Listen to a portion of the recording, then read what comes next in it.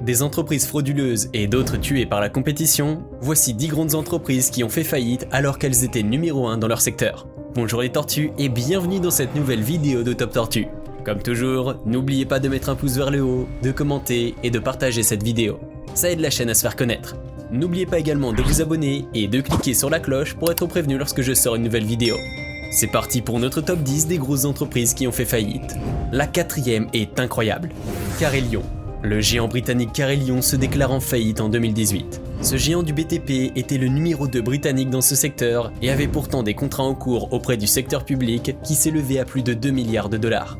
Ce fut une véritable descente aux enfers pour cette entreprise. Carelion affichait un chiffre d'affaires annuel de 6 milliards de dollars. Mais l'entreprise croulait sous les dettes et s'est déclarée en faillite après l'échec de discussions avec la banque et le gouvernement pour se maintenir à flot.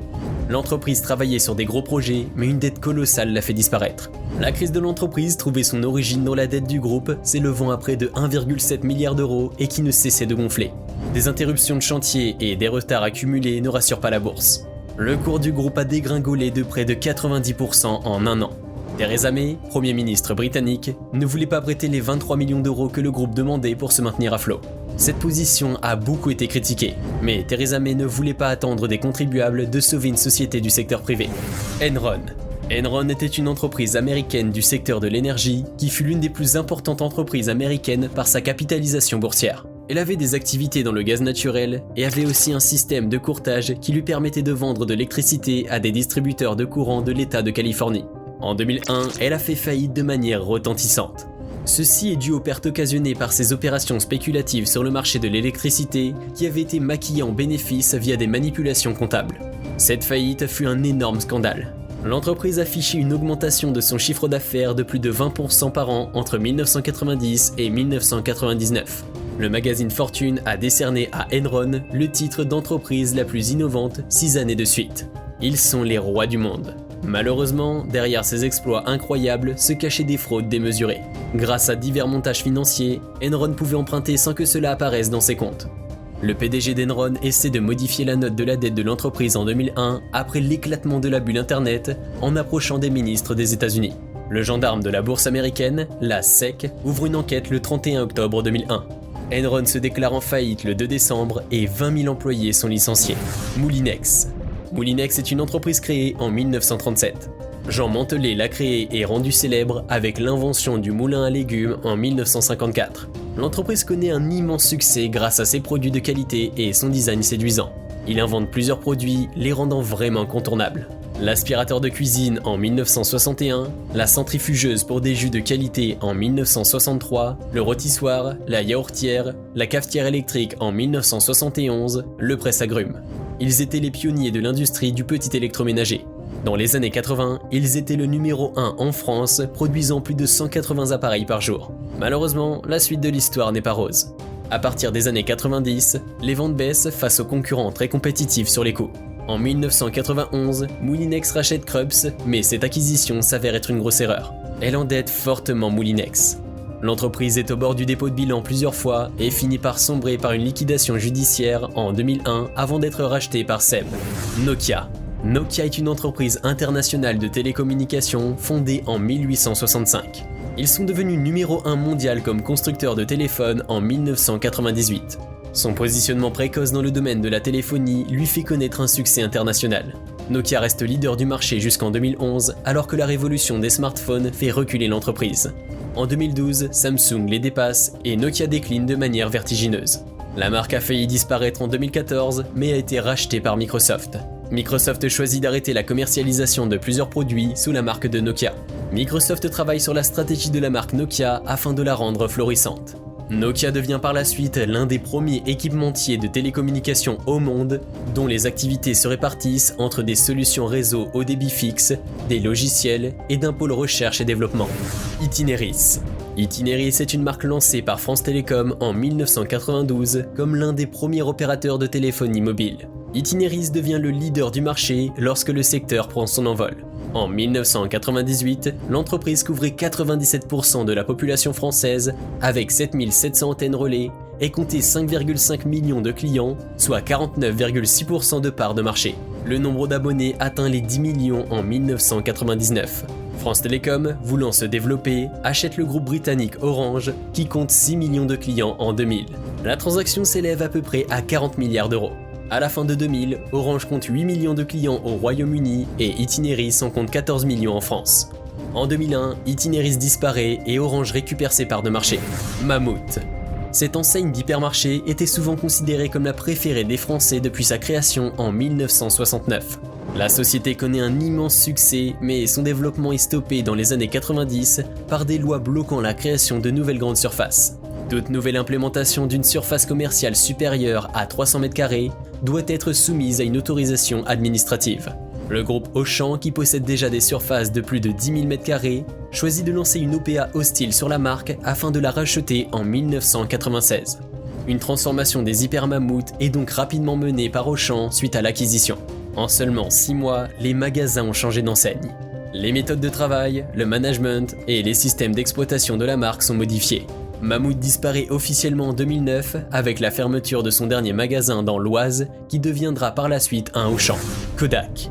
La société a été fondée en 1881 et a toujours été à la pointe de la technologie.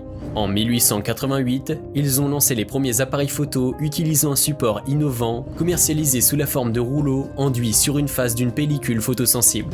En 1891, Thomas Edison a réussi à fabriquer la première caméra de cinéma avec des supports Kodak.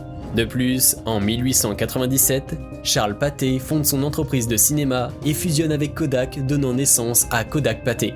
Kodak sort ensuite le premier appareil photo de poche pliant qui fut une grande révolution. C'étaient les rois du monde. Ils étaient à l'international et tout le monde les respectait. Malheureusement, le PDG de l'époque, Walter Fallon, ne pensait pas que les clients aient un jour envie de regarder leurs photos sur un écran et donc a refusé de commercialiser le tout premier appareil photo numérique. Cela leur permettait ainsi de continuer à vendre leurs pellicules. Malheureusement, cette décision fut le coup de grâce et Kodak s'est fait manger par les autres entreprises de photos et par la sortie de l'iPhone. Depuis 2015, ils se spécialisent dans des ustensiles haut de gamme de cinéma et de photographie pour relancer leur activité. Lehman Brothers. Cette banque d'investissement multinationale a été créée en 1850.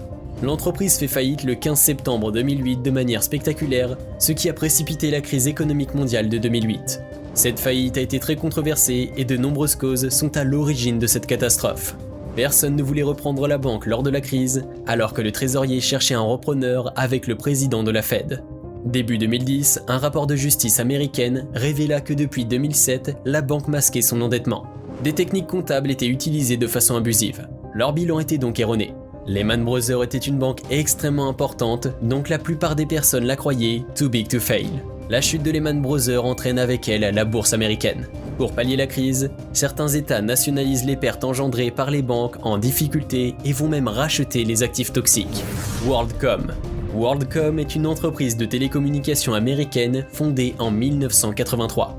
Elle est spécialisée dans la revente à bas prix de minutes de communication longue distance et introduite en bourse en 1989. Elle devient en 1992 le 4e opérateur longue distance aux États-Unis. En 1997, l'entreprise rachète MCI qui réalise un chiffre d'affaires 3 fois supérieur pour une modique somme de 37 milliards de dollars. C'est un prix record pour un rachat d'entreprise. Ils deviennent le numéro 2 aux États-Unis. Malheureusement, en 2002, un scandale explose, entachant l'image de la marque. Une enquête est lancée et débouche sur des comptes falsifiés qui cachent des pertes et gonflant les revenus. En 2003, l'entreprise fait faillite. Par le biais de stock options, les dirigeants de la société se sont enrichis de manière spectaculaire sans que ces gains reposent sur des bénéfices d'exploitation, mais uniquement sur le gonflement des cours boursiers. Le PDG Bernard Hébert est condamné en 2005 à 25 ans de prison pour avoir orchestré la plus importante fraude comptable de l'histoire américaine qui a conduit à la faillite du groupe avec 41 milliards de dettes. BreX.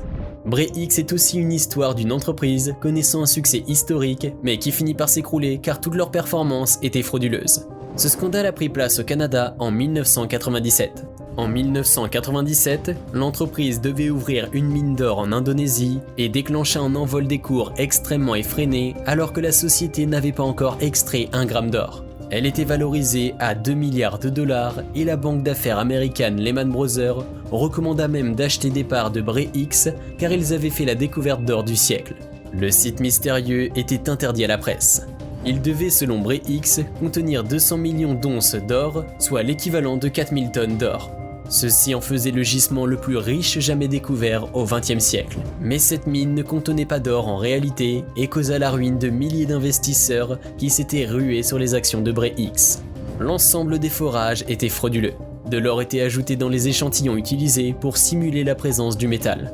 La société s'est effondrée à la sortie du scandale. Au total, les dirigeants ont gagné 100 millions de dollars avec cette fraude. L'un d'entre eux est mort d'une chute d'hélicoptère. Certains disent qu'il aurait simulé sa mort afin de masquer sa fuite.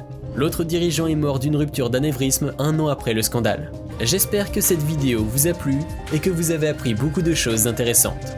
Nous sommes à présent à la fin de notre top 10 des grosses entreprises qui ont fait faillite. Si vous avez aimé la vidéo, n'hésitez pas à liker et laisser un commentaire. À bientôt.